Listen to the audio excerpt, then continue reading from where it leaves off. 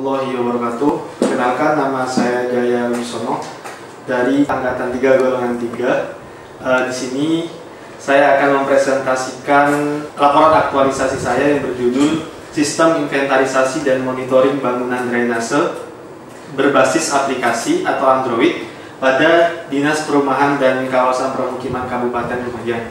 Sebelum membahas lebih lanjut berkaitan dengan kegiatan aktualisasi yang telah saya lakukan, izinkan saya untuk kemudian menjelaskan terlebih dahulu latar belakang dari pengangkatan isu daripada aktualisasi yang telah saya kerjakan. Next. Adapun latar belakang dari aktualisasi yang saya ambil adalah berkaitan dengan pendataan aset drainase di Kabupaten Lumajang yang memang belum berjalan optimal, sehingga kegiatan-kegiatan yang berkaitan dengan penanganan kondisi drainase, khususnya drainase perkotaan, menjadi sangat sulit untuk dilakukan dan membutuhkan proses yang lama. Next. Oleh karenanya dibutuhkan sebuah sistem di mana sistem ini bersifat sistematis dan terintegrasi antar elemen-elemen di dalamnya yang kemudian dapat membantu proses penanganan drainase. Pada aktualisasi ini saya kemudian menciptakan sebuah gagasan inovasi. Next. Berkaitan dengan pemanfaatan aplikasi Android untuk inventarisasi dan monitoring kondisi drainase perkotaan di Kabupaten Lumajang. Next. Aplikasi yang kemudian saya maksud di sini saya beri nama SIINDRA, yaitu Sistem Inventarisasi dan Monitoring Kondisi Drainase dengan menggunakan sebuah platform dari Google, yaitu AppSheet. Jadi sistem daripada aplikasi ini tidak merupakan aplikasi yang independen atau bergerak sendiri, akan tetapi berada pada pengkodifikasian fitur-fitur yang ada dalam platform AppSheet tersebut. Next. Berikut adalah kegiatan-kegiatan yang saya lakukan selama proses aktualisasi. Next. Kegiatan yang pertama dan kedua adalah berkaitan dengan kegiatan konsultasi dan koordinasi dengan mentor, atasan, dan rekan kerja. Ini kegiatan-kegiatan pada tahapan ini adalah berupa kegiatan pemaparan berkaitan dengan rencana tindak lanjut dari hasil seminar rancangan aktualisasi yang sudah saya buat. Untuk kemudian di sini saya akan memaparkan rancangan besar atau konsep besar daripada aktualisasi yang akan saya kerjakan kepada mentor, atasan, maupun rekan kerja. Next. Yang kedua adalah merancang konsep aplikasi. Dari kegiatan pemaparan berkaitan dengan rencana tindak lanjut rancangan aktualisasi, kegiatan selanjutnya adalah berupa kegiatan perancangan aplikasi, di mana dalam kegiatan perancangan aplikasi ini saya melakukan koordinasi dan konsultasi kepada mentor, atasan, maupun rekan kerja berkaitan dengan fitur-fitur apa saja yang nantinya dibutuhkan dalam membuat aplikasi SIINDRA ini, sehingga aplikasi SIINDRA ini benar-benar merupakan aplikasi yang tercipta sesuai dengan kondisi lapangan yang ada. Next. Kegiatan yang keempat, setelah kita mendapatkan data berkaitan dengan rancangan aplikasi, kemudian langkah selanjutnya adalah pembuatan aplikasi SIINDRA, di mana data-data atau fitur-fitur yang sudah terkumpul dijadikan menjadi sebuah aplikasi, yaitu dengan pengkodifikasian platform AppSheet itu sendiri. Next. Kegiatan yang kelima adalah masih seputar pembuatan aplikasi. Setelah terdapat tahapan perancangan, pembuatan, kemudian langkah selanjutnya adalah penyempurnaan aplikasi, di mana dalam kegiatan penyempurnaan aplikasi ini juga ada kegiatan konsultasi dan koordinasi terkait dengan fitur-fitur yang sudah dimasukkan ke dalam aplikasi tersebut, apa sesuai dengan keinginan dari rekan kerja, mentor, dan atasan, yang juga berkaitan nantinya untuk kemudahan tenaga teknis lapangan yang akan terjun ke lapangan dalam menentukan atau memasukkan data. Next. Terus berikut tampilan aplikasi sebelum dan sesudah disempurnakan. Kita bisa melihat sebelum disempurnakan, data-data yang ada hanya seputar yang ada di sebelah kanan kita, yaitu nomor ruas, kemudian dimensi, total kerusakan, dan juga kondisi. Judgement untuk kondisinya sendiri pun masih dilakukan secara manual, sehingga mentor beranggapan bahwa ini terlalu bersifat subjektif, sehingga bagaimana caranya aplikasi ini hadir dengan memasukkan data-data yang sifatnya sudah objektif merunut pada panduan-panduan teknis yang tersedia. Sedangkan sebelah kanan ini merupakan tampilan aplikasi yang sudah disempurnakan. Di sini terdapat, kita bisa mengamati bahwa ada tambahan koordinat, kemudian juga sudah muncul persentase kerusakan, di mana persentase kerusakan, kemudian kondisi, dan juga sesudahnya itu ada estimasi biaya dan lain sebagainya. Itu merupakan fitur-fitur otomatis ketika kita menambahkan data tentang keberfungsian dan kerusakan, maka sistem akan terotomatis untuk membaca kondisi dan estimasi biaya yang diperlukan dalam penanganan drainase tersebut. Next.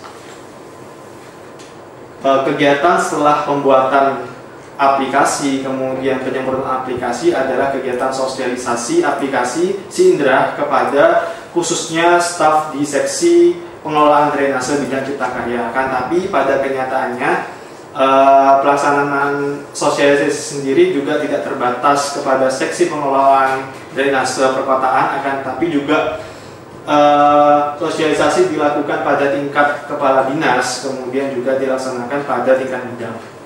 Next.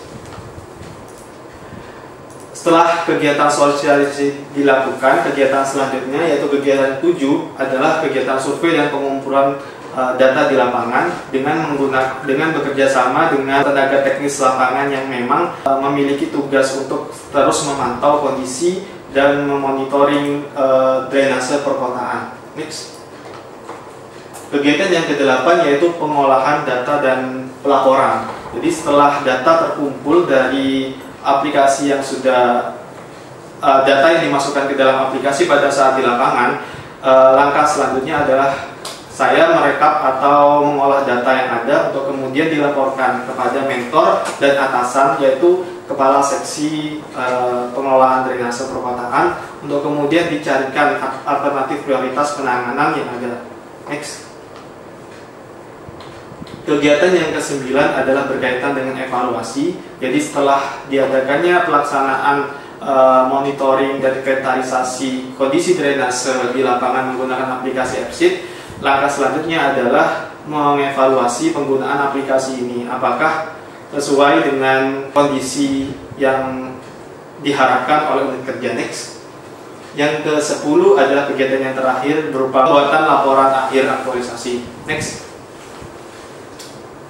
Faktor pendukung dan penghambat dalam kegiatan aktualisasi, tentu dalam pelaksanaannya kita menemukan beberapa faktor pendukung dan penghambat, antara lain. Next. Faktor pendukung di sini seperti yang sudah saya jelaskan, penggunaan aplikasi ini mendapat apresiasi yang cukup baik di tingkat lingkungan Dinas Perumahan dan Kawasan Permukiman.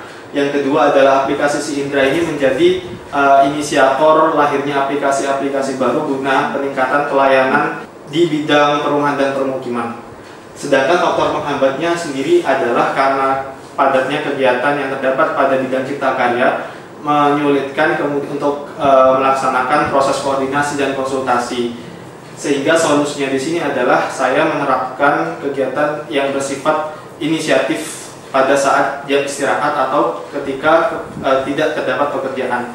Yang kedua yaitu karena ini merupakan aplikasi yang pertama di bidang cipta karya maupun di Dinas Perumahan dan Kawasan Permukiman, sehingga untuk pengkodifikasian fitur-fitur yang ada di dalamnya itu cukup sulit untuk dilakukan. Sehingga solusinya di sini adalah saya kemudian mencari referensi yang kemudian referensi tersebut sama-sama diintegrasikan untuk mendapatkan hasil yang diinginkan. Next. Kemudian analisis dampak. Analisis dampak tentu karena pada pelaksanaan aktualisasi ini tidak lepas dari nilai-nilai aneka, sehingga penerapan nilai-nilai aneka tetap harus dilaksanakan dan diimplementasikan. Adapun next, ketika nilai-nilai aktualisasi tersebut tidak dapat atau tidak diterapkan dengan maksimal, maka berpengaruh terhadap 3 elemen utama, yaitu terhadap diri peserta pribadi, kemudian unit kerja dan organisasi. Misalnya seperti ketika nilai akuntabilitas tidak diterapkan.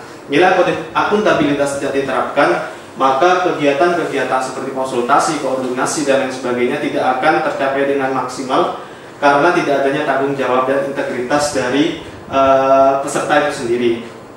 Begitu juga kepada unit kerja dan organisasi, tentu ketika kegiatan di dalamnya terhambat, maka pola kinerja pada unit kerja dan organisasi juga tentu terhambat. Next. Begitu juga pada nilai-nilai aneka yang lainnya. Next. Next. Next. Begitu juga dengan nilai-nilai aneka yang lainnya, ketika kemudian tidak diterapkannya nilai aneka tersebut dalam kegiatan aktualisasi, maka tidak hanya mempengaruhi individu tersebut, akan tetapi juga mempengaruhi pola kinerja di unit kerja maupun secara keseluruhan dapat mempengaruhi pola peningkatan pelayanan pada organisasi, karena setiap unit kerja dan organisasi memiliki target pelayanan yang diharapkan melalui aktualisasi ini dapat meningkatkan target mereka. Ketika nilai aneka kemudian tidak diterapkan secara maksimal, maka harapan mereka untuk peningkatan pelayanan organisasi dan unit kerja tidak dapat tercapai dengan maksimal. Next. Kesimpulan daripada pelaksanaan aktualisasi ini, yang pertama adalah pemanfaatan aplikasi SIINDRA dalam menginventarisir dan memonitoring drainase perkotaan pada Dinas Perumahan dan Kawasan Permukiman berjalan cukup baik. 2. Indikator berjalan cukup baik tersebut dapat diamati dari jumlah aset drainase yang berhasil kami rekap. Dari data sebelumnya hanya 50 ruas drainase yang berhasil kami rekap, sementara itu ketika penggunaan aplikasi ini kita berhasil mencapai 144 ruas drainase yang direkap. Kemudian kemudahan di perkiraan penanganan karena di dalam fitur aplikasi ini menampilkan estimasi biaya sehingga penentuan prioritas penanganan lebih mudah. Yang ketiga yaitu pihak organisasi unit kerja memberikan dukungan dan apresiasi terhadap pelaksanaan aktualisasi ini.